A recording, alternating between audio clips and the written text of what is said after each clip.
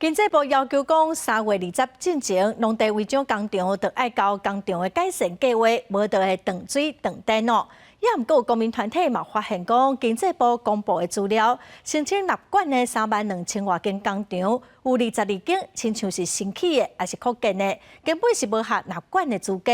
经济部的中部办公室嘛表示讲，会要求地方政府中心来审查，若属无合资格，就会撤销这工厂的申请。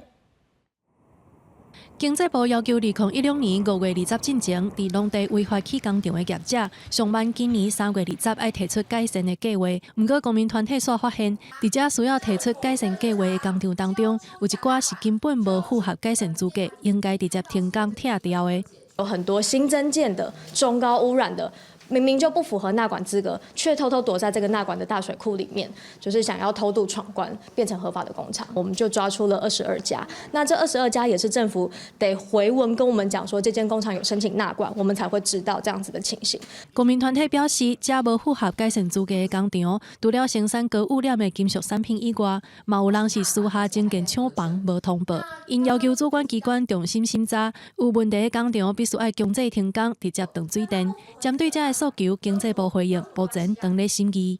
我们会请地方政府再去重新做确认，如果不符合纳管资格，我们绝对撤销他纳管。